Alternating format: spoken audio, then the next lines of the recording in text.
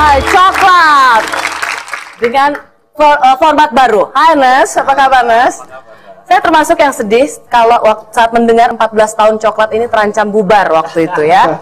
Karena rasanya 14 tahun itu terlalu besar untuk dibubarkan begitu saja. Ternyata sudah mendapat satu pengganti yang luar biasa. Ya. Kenapa saya sangat sayang dengan coklat? Karena coklat adalah contoh dari kelompok band anak-anak muda yang berani tampil berbeda dan berani menampilkan lagu-lagu dengan semangat nasionalisme. Dan saya rasa itu menjadi salah satu brand positioning untuk coklat ya. Terima kasih untuk coklat yang berani melakukan itu untuk Indonesia. Nah, saya mau Mbak Henny, tadi kita ngobrol. Kita harus berani bermimpi. Karena tidak ada yang tidak mungkin bagi orang yang melakukannya dengan kerja keras dan ketulusan. Itu kata orang ya. Mbak Henny, perubahan apa yang Mbak Henny lihat di lingkungan masyarakat anak-anak remaja di Pulau Gadung itu? Karena mereka kemudian dilatih untuk mandiri, main musik, belajar.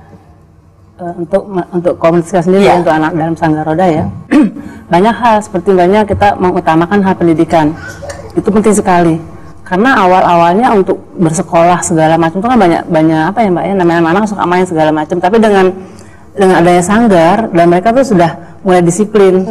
Jadi untuk belajar kapan waktunya, untuk bermain kapan waktunya, dan salah satu motivasi mereka itu adalah di Sanggar ini. Saya mau tanya sama Mas Adi gitu ya. Kalau tadi kan Mas Adi pokoknya bikin aja gitu untuk aransemen lagu-lagu nasional gitu. Menurut Mas Adi, sekarang perubahannya apa sih dengan melakukan aransemen itu? Adakah yang Mas Adi rasakan dan jadi kebanggaan untuk Mas Adi? Ya tentunya bangga ada dan merasa berguna aja manakala saya melihat banyak televisi, kalau buka acara kan ada Indonesia Rayanya itu pakai dari CD yang saya bikin. Penutupannya juga ada Rayuan Pulau Kelapa dari situ, terus Indonesia Pusaka, Tanah Airku, semuanya dari situ gitu. Terus nanti kalau ada pertandingan olahraga di luar, Indonesia juara, rekamannya diputar lagi, di istana diputar, di mana-mana diputar. Ada rasa wah berguna juga gitu ya. Gak sia-sia ya, pokoknya kerjakan dulu saja tanpa memikirkan apa imbalannya. Nia, apa yang membuat lo, Nia terkenal dengan seorang sineas yang membuat film dengan idealisme gitu. Apa kebanggaanmu membuat film? Film itu kan sifatnya immortal ya, mungkin sama nanti aransemennya Mas Adi juga pas giliran kitanya udah nggak ada, aransemennya masih ada. Nanti film kan juga sifatnya gitu, jadi seneng aja kalau misalnya film kita yang misalnya dibikinnya di tahun 2000 tapi misalnya setiap Imlek tetap cabalkan misalnya tetap aja ada komunitas baik kampus yang pingin muter lagi gitu, jadi nggak hanya disimpan bulukan di gudang gitu kan. Mas Farid, dengan perjalanan atau ekspedisi Nusantara ini sebenarnya apa yang Mas Farid ingin bagi untuk Republik?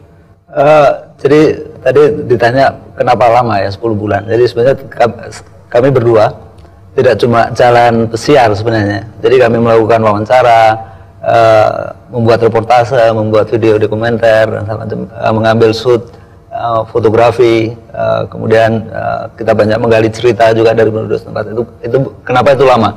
Dan memang saya berencana untuk membuat buku dan video dokumenter tentang itu, untuk memperlihatkan betapa luasnya Indonesia ini, betapa besarnya. Kalau kita lihat di peta itu dari timur ke barat itu sama seperti kalau di Amerika Serikat ya, negeri kita sangat besar. Dan apalagi kalau kita melihat dari sisi kepulauan ya, negeri kita negeri maritim yang terbesar. Kita punya garis pantai terpanjang kedua di dunia. Jadi yang pertama itu Kanada. Indonesia punya garis pantai, jadi yang banyak nyiur melambai dan semacam itu. Itulah Indonesia. Ya. Dan mudah-mudahan tulisan nanti Mas Farid sangat berguna, karena selama ini tulisan tentang Indonesia itu rata-rata ditulis orang asing. Orang asing, peneliti orang asing. Berikutnya tulisan tentang Indonesia yang mendalam harus keluar dari tangan seorang anak bangsa. Kami kembali saat lagi.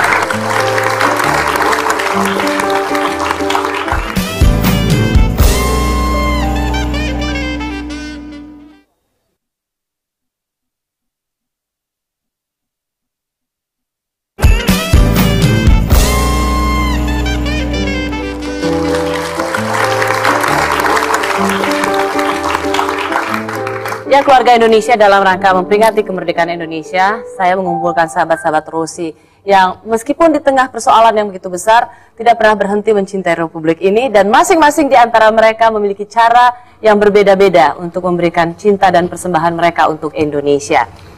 Seperti apa kita mencintai Indonesia? Saya menanyakan hal ini pada beberapa orang. Ini jawaban mereka. Kita bakal tetap semangat buat Indonesia. Contohnya batik, terus makanan-makanan khas-khas Indonesia yang lain. Ya, saya mencintai Indonesia. Indonesia memang besar, tapi kan kita lihat lagi Indonesia tidak punya nation karakter. Itu yang harus dibentuk. Kecintaan pada Indonesia, saya cinta banget sama Indonesia. Yang pertama, karena saya hobi makan, saya suka makanannya. Pokoknya very beautiful Indonesia. Saya mau tanya dulu sama yang muda-muda, Ernest, seperti apa atau bagaimana kamu mencintai Indonesia? Ya, saya mencintai Indonesia itu dari ini ya Mbak ya, dari sisi perbedaannya manusianya gitu loh. Kita berbeda-beda suku tapi tetap saling menghargai. Karena kalau menurut saya di seluruh dunia pemeluk agamanya tidak sebanyak di sini deh. Karena kita berbagai agama tapi kita saling menghargai, dan sampai hari ini kita masih tetap apa ya istilahnya, tetap menjunjung tinggi keanekaragaman itu. Oke, itulah Indonesia, itulah yang beragam. Ya. Oke. Nah, Mas Adi, bagaimana Mas Adi mencintai Indonesia? Atau seperti apa Mas Adi mencintai Indonesia?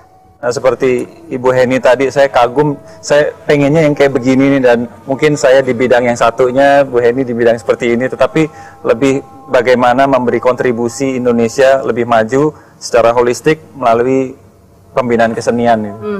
Wow, boleh dong tepuk tangan, karena Mas Adi adalah pionir untuk membuat mengaransemen lagu-lagu nasional dan menjadikan itu orkestra. Kalau Mas Farid?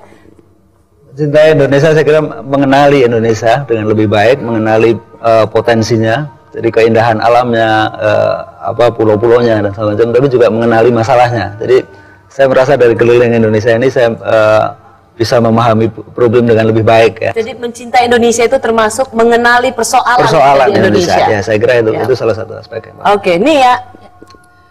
Banyak sekali ya caranya ya mencintai Indonesia, tapi sejak saya bikin film, saya menyadari bahwa mencintai Indonesia itu salah satu cara bisa dengan, kalau tadi kan mengenali, tentu saja harus kita mengenali, tapi kita juga bisa menjadi agen yang memperkenalkan sesuatu gitu. Kita bisa menjadi agen perubahan dengan kita memperkenalkan sesuatu, memperkenalkan film, memperkenalkan cara membuat film. Itu kan juga pendidikan otak yang nggak diajarin di sekolah ya, otak kanan. Oke, Heni, sebuah tindakan yang menurut Mbak Ani jalan aja terus tapi memberikan dampak yang luar biasa untuk anak-anak terlantar di Pulau Gadung. Kalau bagi saya sendiri, untuk Indonesia itu kayaknya sudah dijabarkan Mbak ya, karena itu kan masing-masing punya pendapat ya. Kalau saya bukan siapa-siapa ya, tapi saya kepengen anak-anak saya atau anak-anak siapapun berikanlah hak dan ruangnya, itu saja. Itu ke depan. Karena mereka harus punya hak dan ruang, dan mereka juga harus tahu, dan orang tua pun juga harus tahu. Terima kasih ya Mbak Heni. Sebelum saya berpisah, saya ingin sedikit mengutip. Saya senang sekali dengan salah satu bait pidato Bung Karno seperti ini. Jikalau ada salah satu dari antara kita yang di dalam hatinya merasa takut atau malu untuk berbuat kebaikan, maka sudah pasti ia tidak akan mengalami perjumpaan dengan kemajuan. Sahabat Rosi malam hari ini telah membuktikan bahwa mereka tidak pernah takut, tidak pernah malu untuk melakukan satu perbuatan baik. Dan semoga Indonesia akan segera mengadakan perjumpaan dengan kemajuan. Terima kasih Mas Adi, Mas Farid, Bania, Heni, Coklat, terima kasih banyak. Dan saya memperkenalkan ini adalah generasi-generasi baru mahasiswa UI dari Indonesian Leaders Program. Salah satu program yang dipilih dari 13 universitas terbaik Indonesia untuk memilih anak-anak terbaik tidak saja dari bidang akademik tapi juga memiliki karakter berkepemimpinan. Kalau sudah jadi pemimpin, ojo korupsi ya. Oke, terima kasih. Selamat merayakan Hari Kemerdekaan, cinta kita untuk Indonesia. Coklat. Selamat malam keluarga Indonesia.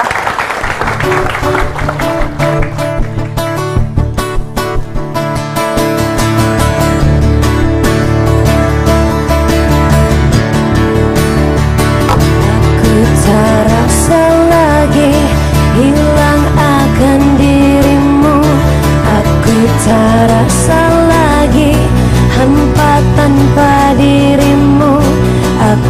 telah biasa untuk melepaskannya. Aku sudah biasa untuk tanpa dirinya.